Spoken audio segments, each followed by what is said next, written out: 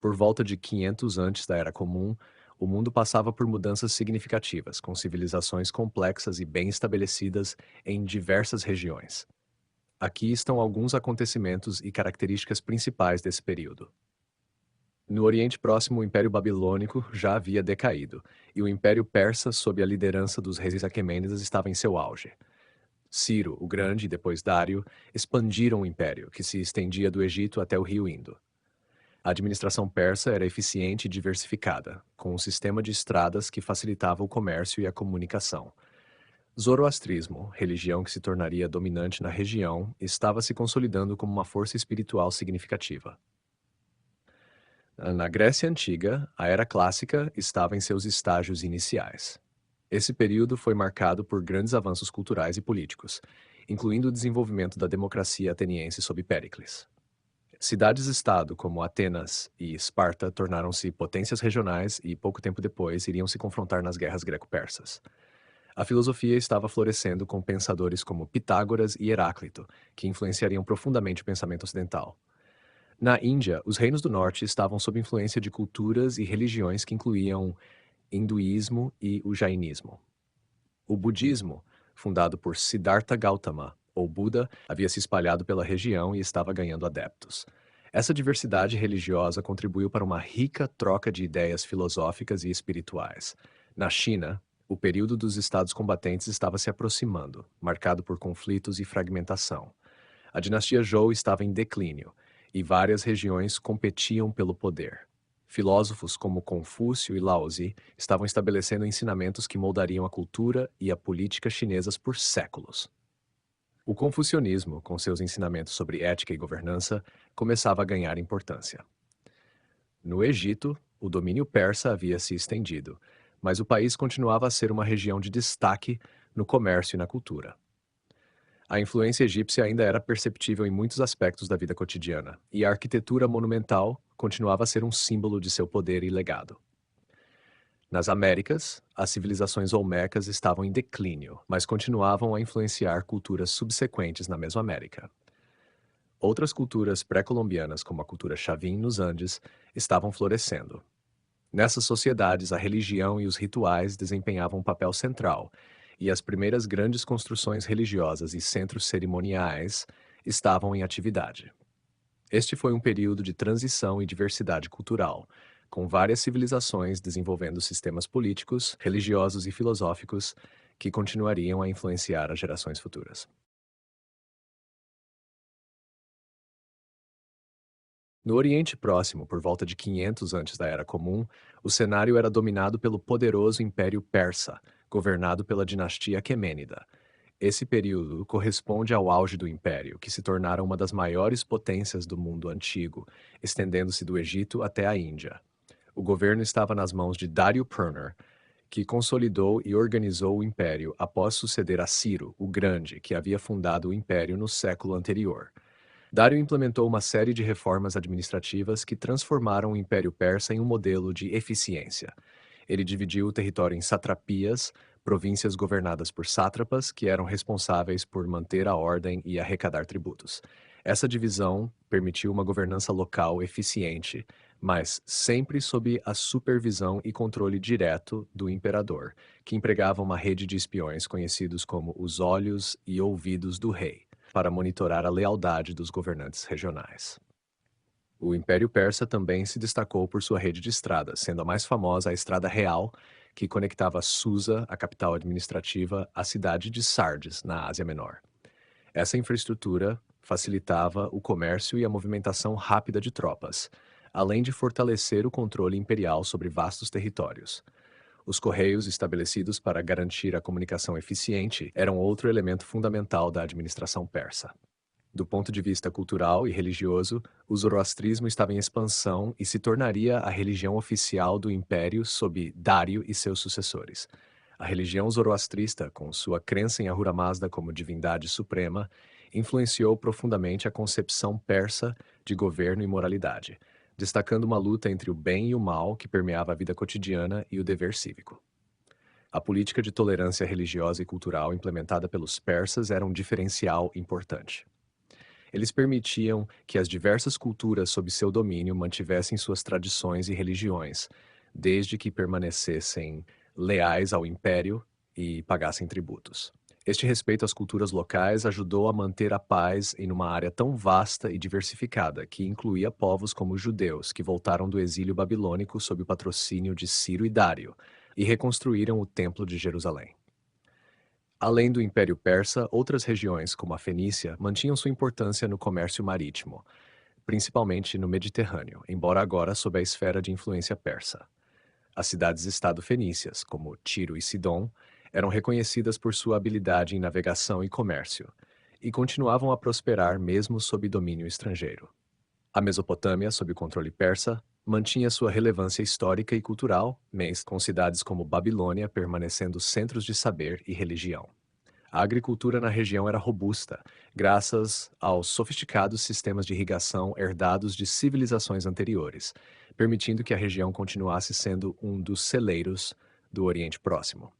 Portanto, o Oriente Próximo, em 500 antes da Era Comum, era uma região próspera e diversificada, sob o domínio de um império que sabia como integrar e controlar diferentes povos e culturas, enquanto mantinha um sistema de governo centralizado e eficaz.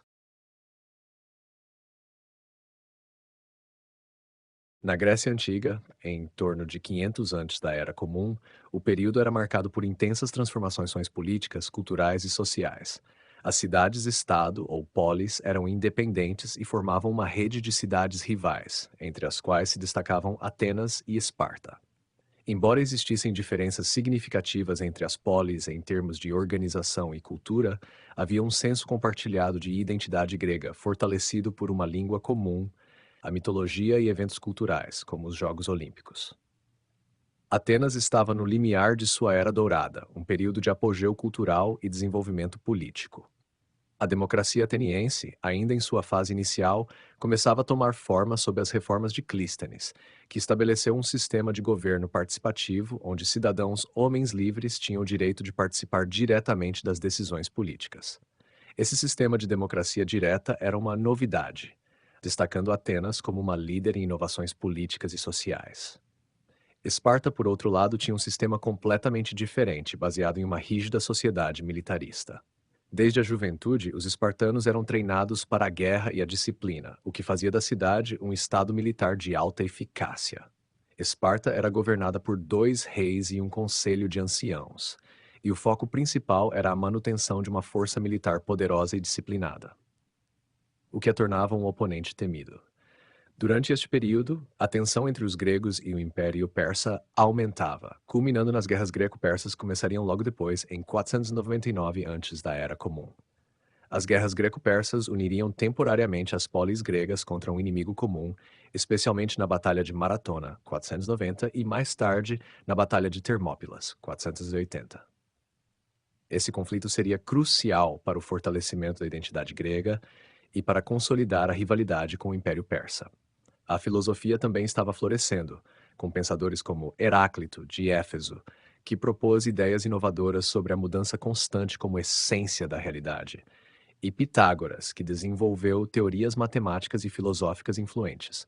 Essas ideias fomentavam um ambiente de questionamento e inovação, preparando o terreno para o desenvolvimento da filosofia clássica, que seria consolidada por Sócrates, Platão e Aristóteles nos séculos seguintes. Nas artes, a Grécia já mostrava um talento notável, especialmente na escultura e arquitetura. As esculturas começaram a exibir uma atenção ao realismo e à proporção, enquanto os templos, como o Templo de Zeus em Olímpia, mostravam avanços na arquitetura dórica. O teatro também ganhava força como uma forma popular de expressão cultural e cívica.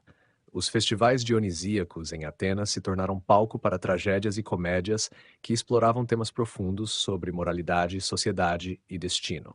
Além disso, o comércio marítimo estava em expansão, com os gregos navegando pelo Mediterrâneo e pelo Mar Negro para estabelecer colônias e postos comerciais. A troca de bens e ideias com outras culturas, como os fenícios e egípcios, enriquecia ainda mais a civilização grega e permitia a difusão de sua cultura. Assim, a Grécia Antiga, em 500 antes da Era Comum, estava em um momento de crescimento e inovação, com uma sociedade dinâmica e aberta à exploração intelectual que logo a colocaria no centro da cultura ocidental. Por volta de 500 antes da Era Comum, a Índia passava por um período de grande efervescência cultural, religiosa e política, com desenvolvimentos que moldariam a civilização indiana por milênios. O norte do subcontinente era composto por diversos reinos e repúblicas que, em conjunto, formavam o chamado período dos Mahajanapadas, ou Grandes Estados. Essa época é marcada pela presença de reinos poderosos como Magadha, Koshala e Vatsa, que estavam em constante competição por poder e território. Magadha, em particular, estava se tornando uma potência crescente sob o governo de reis ambiciosos, como Bimbisara e seu filho Ajatashatru, que expandiram o território e fortaleceram o reino por meio de alianças e conquistas. Com o tempo, Magadha se tornaria o núcleo do primeiro grande império indiano, o Império Maurya, embora isso ocorresse alguns séculos depois. Em termos religiosos, a Índia estava vivenciando o auge de uma revolução espiritual. O hinduísmo já era uma tradição estabelecida, mas novos movimentos religiosos estavam ganhando força. O mais notável deles foi o budismo, fundado por Siddhartha Gautama, o Buda. Após alcançar a iluminação, Buda começou a ensinar o caminho para a cessação do sofrimento, conhecido como o caminho óctuplo, atraindo muitos seguidores. Nesse período, o budismo se espalhou rapidamente, especialmente em regiões como Magadha, onde Buda frequentemente lecionava. Outro movimento religioso importante era o Jainismo, fundado por Mahavira, contemporâneo de Buda. O jainismo enfatizava a não violência, a ahimsa e o ascetismo rigoroso como meios para alcançar a liberação espiritual. As ideias jainistas também se espalharam e influenciaram o pensamento indiano, contribuindo para um ambiente de pluralismo religioso. A sociedade indiana desse período era organizada em um sistema de castas, que definia a hierarquia e os papéis sociais de acordo com a ocupação e o nascimento. Embora o sistema fosse rígido, tanto o budismo quanto o jainismo questionavam algumas dessas estruturas, promovendo ideias de igualdade espiritual e atraindo seguidores de diversas castas, especialmente das classes mais baixas, que viam nos novos ensinamentos uma alternativa ao sistema de castas tradicional. A filosofia indiana estava em pleno desenvolvimento, com a formação de escolas de pensamento que discutiam a natureza da realidade, da alma e da moralidade. Textos fundamentais, como os Upanishads, estavam sendo escritos ou compilados nesse período, aprofundando as discussões sobre o conceito de Brahman, a realidade última, e Atman, a alma. Esses textos védicos influenciariam não apenas o hinduísmo, mas também o pensamento filosófico em toda a Ásia. A Índia também era um importante centro de comércio, com rotas que se estendiam até a Pérsia e a Ásia Central, facilitando o intercâmbio de bens, como especiarias, tecidos e pedras preciosas, além de ideias e influências culturais.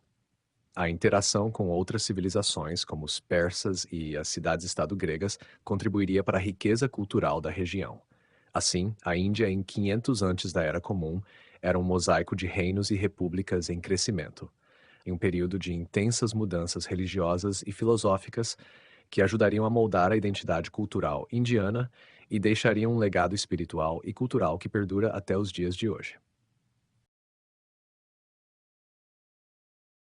Por volta de 500 antes da Era Comum, a China estava em uma fase de transição significativa, chamada Período das Primaveras e Outonos, que se estenderia até 476 antes da Era Comum. Esse período, marcado pela fragmentação política e frequentes conflitos, correspondia ao declínio da dinastia Zhou e ao fortalecimento de diversos estados regionais que competiam por poder e território. Embora a dinastia Zhou ainda mantivesse uma certa legitimidade simbólica, seu controle sobre a China estava enfraquecido e o poder de fato estava nas mãos dos senhores feudais locais. Durante essa época, diversos estados importantes, como Shu, Jin, Qin e Wu, emergiram e começaram a lutar por hegemonia. Os governantes desses estados eram independentes em termos práticos e governavam com considerável autonomia, resultando em alianças, traições e guerras constantes.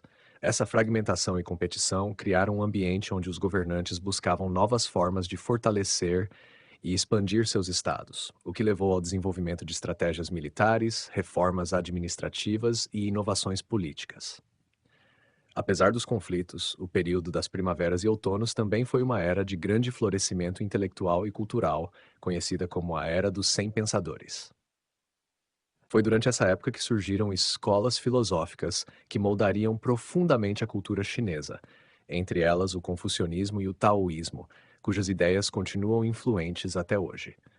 Confúcio, que viveu nesse período, ensinava sobre ética, moralidade e governança, enfatizando a importância das virtudes pessoais, do respeito às hierarquias e dos rituais. Ele acreditava que a estabilidade e a harmonia social poderiam ser alcançadas se os governantes e seus súditos agissem de acordo com o que ele chamava de Heng, benevolência, e Li, propriedade.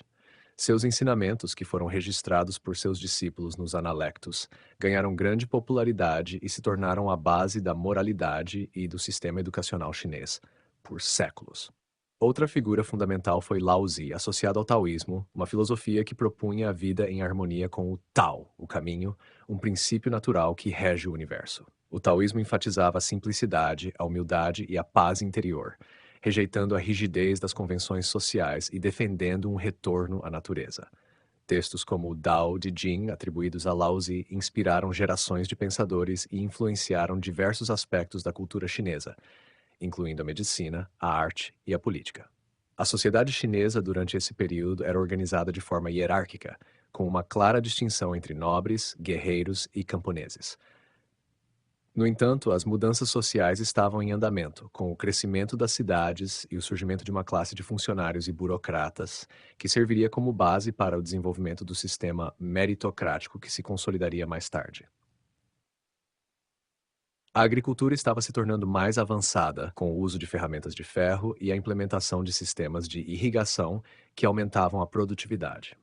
O crescimento agrícola contribuiu para o desenvolvimento econômico e permitiu o surgimento de mercados e centros urbanos, onde o comércio e o artesanato floresciam.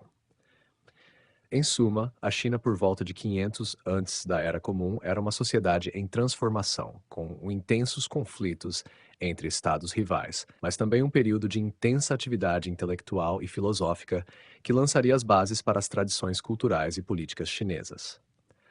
O confucionismo e o taoísmo, ambos nascidos nesse ambiente de incertezas e mudanças, ofereceram visões contrastantes sobre como viver e governar, que ainda hoje são centrais para o pensamento chinês.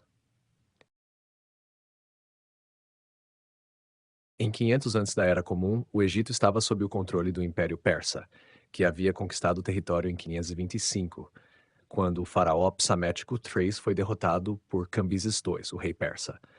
Esse domínio marcou o início da Sepa dinastia, também conhecida como Dinastia Aquemênida. Embora a dinastia persa governasse o Egito, o país continuava sendo uma das regiões mais ricas e culturalmente influentes do mundo antigo, e essa riqueza era de grande interesse para os persas. A administração persa no Egito foi caracterizada por uma política de tolerância em relação às tradições e religiões locais. O Egito foi transformado em uma satrapia, governada por um sátrapa persa, mas muitos aspectos da cultura egípcia foram preservados. O poder persa, no entanto, não era popular entre a população local, e havia um sentimento de resistência, especialmente entre a elite egípcia. Os persas aumentaram a taxação e recrutaram egípcios para o exército, o que gerou ressentimento entre a população. Os reis persas também realizaram obras importantes no Egito. Dario Pino, que governou de 522 a 486, investiu em grandes projetos de infraestrutura, como a restauração de templos e a reconstrução do canal que ligava o Nilo ao Mar Vermelho, conhecido como Canal dos Faraós, facilitando o comércio e a navegação. Esses esforços ajudaram a manter a economia egípcia próspera e fortaleceram o comércio, que era vital tanto para o Egito quanto para o Império Persa. Apesar do domínio persa, a cultura e a religião egípcia continuaram a florescer. Os templos de deuses tradicionais, como Amon-Ra e Ísis, permaneciam ativos, e os rituais religiosos eram preservados, mesmo sob uma administração estrangeira. Os persas, em geral, respeitavam os costumes religiosos egípcios, e Dario-Kir chegou a se autoproclamar faraó, seguindo a tradição de legitimar seu governo junto à população local. A resistência egípcia contra o domínio persa levou a diversas revoltas, algumas delas bem organizadas. Por volta de 486, após a morte de Dario-Pir, uma grande rebelião eclodiu no delta do Nilo, incentivada pelo sentimento de opressão fiscal e pelo desejo de recuperar a independência. Apesar disso, o domínio persa foi restabelecido e permaneceu até que o Egito conseguisse recuperar sua autonomia por um breve período, antes de ser reconquistado por Artaxerxes III no século seguinte. Em suma, o Egito de 500 antes da Era Comum era um país com uma rica herança cultural que continuava a prosperar sob a administração persa, mas também era uma sociedade marcada por sentimentos de resistência e desejo de autonomia, que seriam manifestados em várias tentativas de revolta nos anos que se seguiram. Por volta de 500 antes da Era Comum, as Américas abrigavam uma diversidade de sociedades e culturas em várias fases de desenvolvimento. Na ausência de estados centralizados, como aqueles que existiam no Oriente Próximo ou na China, as culturas americanas eram altamente diversas e adaptadas aos seus respectivos ambientes. No entanto, grandes civilizações já estavam em formação, especialmente nas regiões que hoje correspondem ao México, right? À América Central e aos Andes. Na Mesoamérica, a civilização olmeca florescia nas regiões do sul do atual México.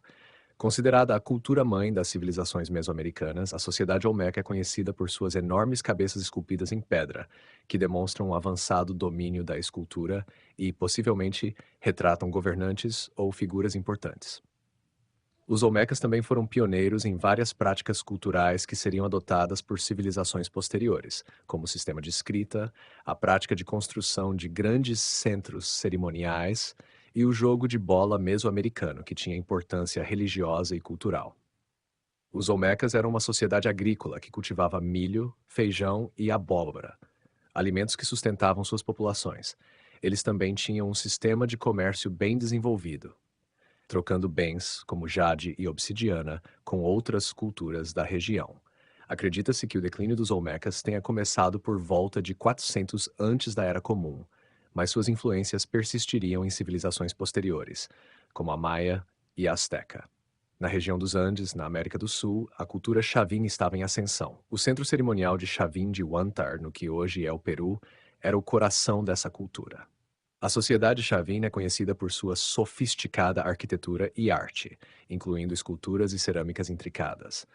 As divindades Chavin, muitas vezes representadas como seres híbridos de humanos e animais, indicam uma complexa cosmologia e práticas religiosas, que envolviam o uso de alucinógenos em rituais.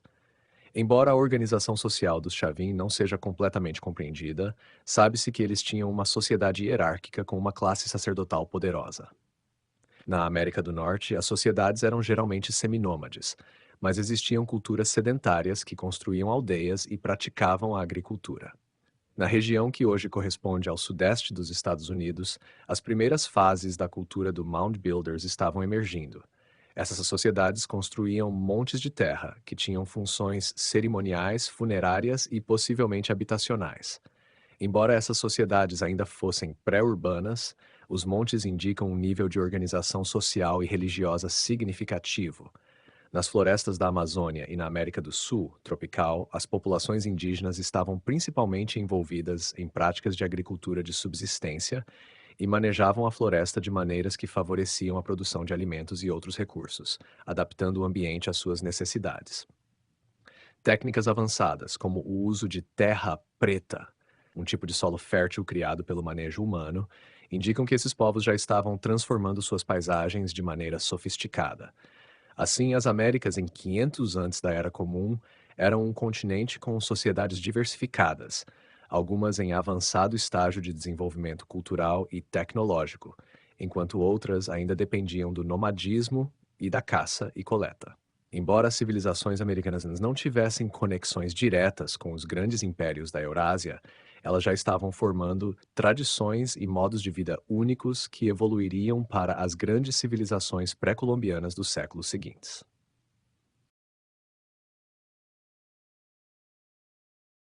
Em 500 antes da Era Comum, o mundo estava em um período de intensa transformação religiosa e filosófica. Diversas tradições religiosas e movimentos espirituais surgiram ou se consolidaram, deixando um impacto duradouro na história e nas culturas das regiões onde se desenvolveram. As principais religiões e tradições espirituais que emergiram ou ganharam forma neste período incluem budismo, Fundado por Siddhartha Gautama, o budismo surgiu no norte da Índia. Após atingir a iluminação, Buda passou a ensinar sobre o caminho óctuplo, a roda do Dharma e as quatro nobres verdades, que descrevem o sofrimento, sua origem, sua cessação e o caminho para superá-lo. O budismo rejeitou o sistema de castas e enfatizou a prática pessoal para alcançar a iluminação, atraindo seguido várias classes sociais. Essa nova religião se espalharia por toda a Ásia, transformando-se em diversas escolas e tradições. Jainismo, fundado por Mahavira, contemporâneo de Buda, o jainismo também se originou na Índia. Esta tradição espiritual se baseia em princípios como a ahimsa, não violência, a parigraha, não possessividade, e a nekavada, não absolutismo. O jainismo enfatiza a busca pela pureza espiritual através da disciplina ascética e do respeito a toda forma de vida. A religião teve grande influência na ética e na cultura indiana, sendo importante até hoje, especialmente na Índia. Confucionismo.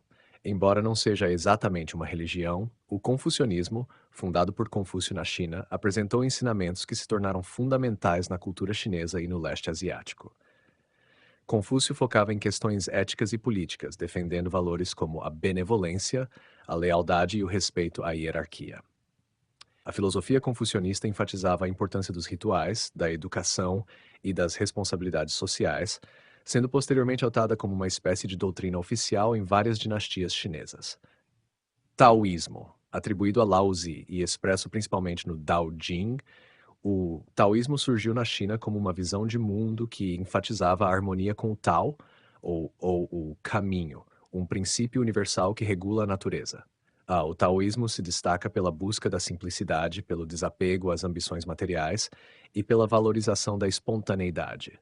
Suas práticas, como a meditação e o cultivo de virtudes, tiveram forte influência na medicina chinesa, nas artes marciais e na alquimia. Mazdeísmo.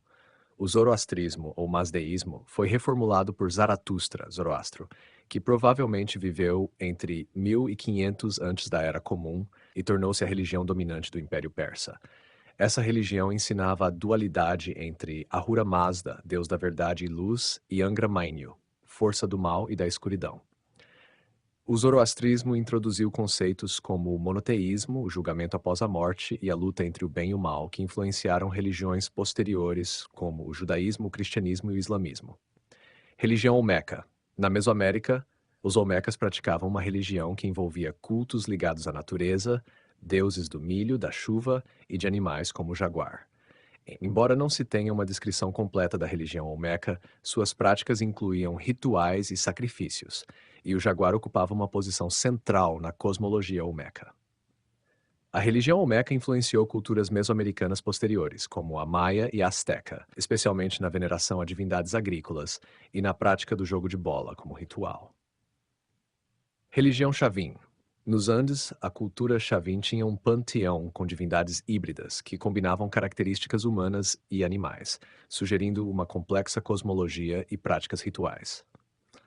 Os deuses Chavin eram adorados em centros cerimoniais como Chavin de Huántar, onde eram realizados rituais que possivelmente envolviam o uso de plantas alucinógenas. A influência Chavin seria sentida nas culturas andinas que a sucederam, particularmente no culto a divindades ligadas aos felinos, como o jaguar, e na construção de templos. Essas tradições religiosas e espirituais moldaram a visão de mundo das sociedades em que surgiram e influenciaram profundamente culturas e religiões posteriores. As ideias introduzidas neste período formaram a base para muitos dos valores éticos e morais que persistem até hoje, evidenciando a profunda transformação espiritual que o mundo experimentava por volta de 500 antes da Era Comum.